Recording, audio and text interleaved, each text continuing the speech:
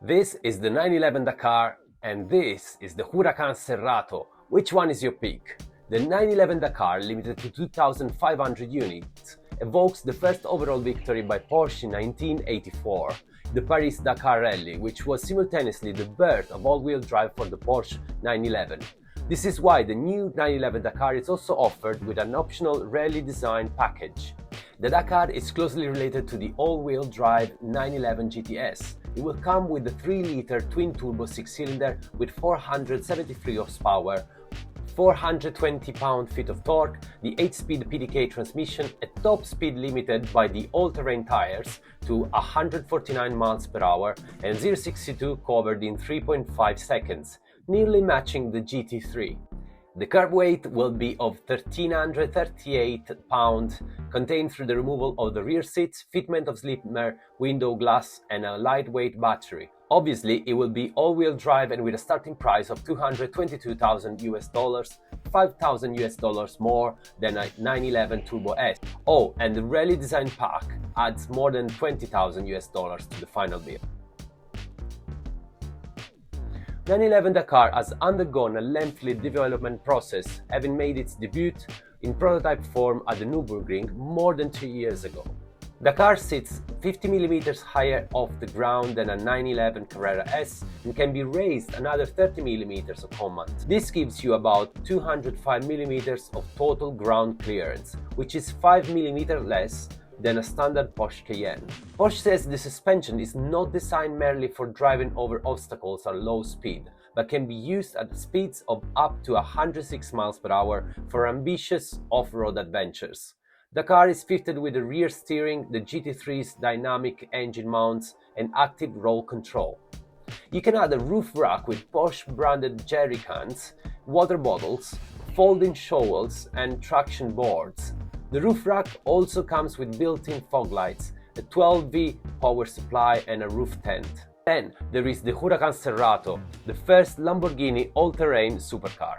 Huracán Sterrato will adopt the beautiful 5.2 naturally aspirated V10 with 631 horsepower and 443 pound-feet of torque, the 7-speed dual-clutch gearbox, a top speed estimated of about 190 miles per hour and a 0-62 miles per hour covered in about 3.1 seconds. The carb weight should also be around 1,600 kilos. That would be, of course, the all-wheel drive system and an estimated price at least $250,000 US. Sterrato features a ride height increase and a serrated undercarriage for better ground clearance and plenty of rough and ready adds-on like extended bolt-on wheel arches, front LED lamps, roof racks, and lightly revised aerodynamics. In the Instagram poll, the 64% of you, 936 people, have voted for the Lamborghini Huracán Sterrato over the 911 Dakar. And when comparing the 911 Dakar to the Carrera T and the Sport Classic, the 58% of you prefer the Sport Classic and only the 19% voted for the Dakar.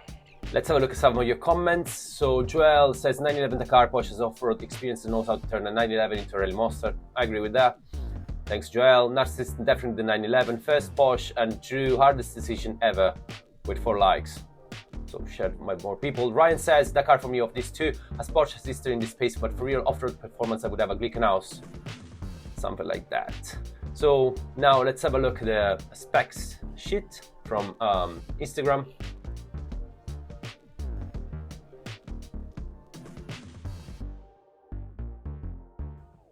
Right, we are on Porsche.com. Let's have a look at the prices very quickly. So the 911 Carrera starts at $106,000 US. If we scroll down, we go through the Carrera 4 GTS at $150,000 US. This is the closest relative to the 911 Dakar. And then we scroll and go through the GT3 RS, look at this beauty. And then we got the Sport Classic and the Dakar. Dakar starting at $222,000 US. Instead, the Sport Classic at $272,000 US. So are they worth the price? Let me know in the comment section below. 911 Dakar, should you buy it or not? Yes, if you live in an area where you can make use of the off-road capabilities, but you plan to put miles on it, so if you plan to use it, and know instead if you buy it as a collection piece to make money out of it, as 2,500 will be made, and to gain value it might take a while. Huracán Sterrato, should you buy it or not? Yes, if you can make use of the off-road capabilities in this case as well, and even if just for any use, it's one of the last V10. Instead, no, if you just want a supercar, you might be better off with one of the many other variants of the Huracan, as it's not a commemorative model as it's for the 911 Dakar. These are just my personal views on it. Let me know in the comments what you think.